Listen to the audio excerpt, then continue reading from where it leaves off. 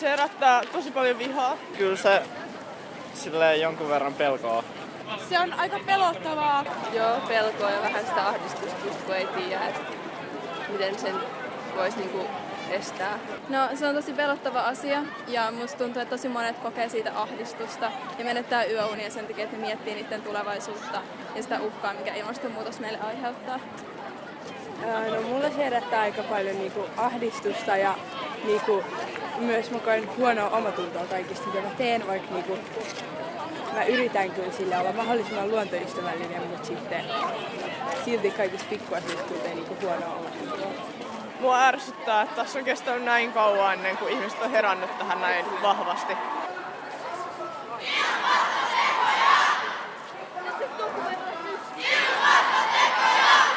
Mun mielestä meillä ei ole mitään järkeä oppia asioita, jos meillä ei ole tulevaisuutta, missä hyödyntää niitä taitoja ja tietoja, mitä me opitaan koulussa. We could be studying, but if we don't have a future in the future because of climate change, then there's no point. Se on siis yksi koulupäivä ei ole niin niinku iso asia ja sitten mitä järkeä me opiskella, jos niinku ihmiset pilaa meidän tulevaisuuden.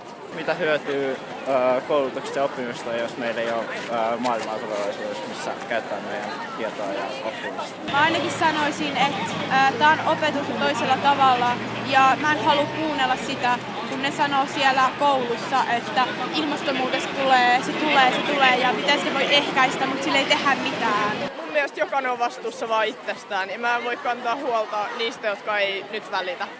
Mutta mä toivon, että ne herää vielä joku päivä tähän. Että meillä ei ole aikaa kantaa vihaa niille, jotka nyt ei tee mitään.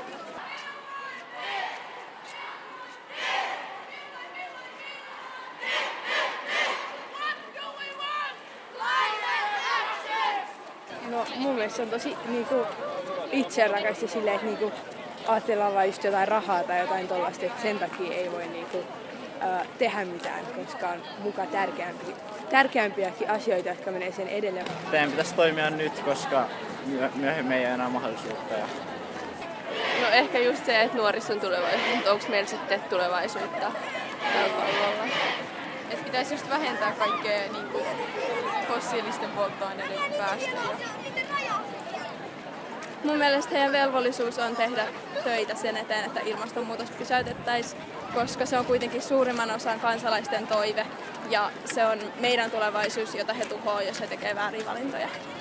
No me ei voida vaikuttaa ihan kauheasti tällä hetkellä, nuoret. Joten nyt mä toivon, että meitä kuullaan. Sitä ei välttämättä ymmärrä, miten iso asia se todennäköisesti on.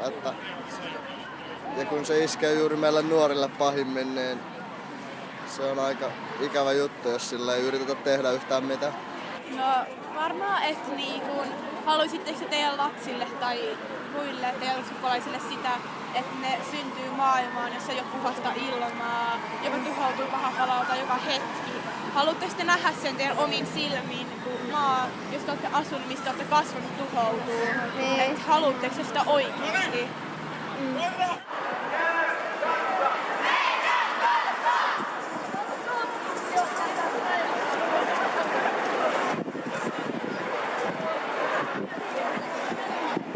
Tulee niin iso muutos, niin vaikea sanoa mihin kaikkeen se tulee vaikuttamaan.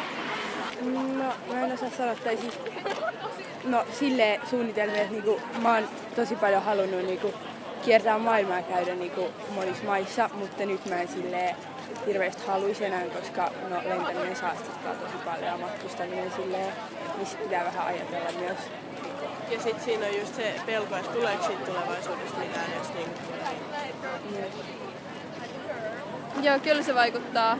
Mä oon itse ihan, että mä en tiedä ollenkaan, mitä mä aion tehdä elämälläni. Ehdottomasti vaikuttaa. Ja mä oon täällä ennen kaikkea sitä varten, että jos mä joku päivä haluan lapsia, niin mä toivon, että mä oon antanut niille mahdollisuuden elää tässä maailmassa. Kun tykkää luonnosta ja haluaa olla luonnossa ja sit jos sitä tavallaan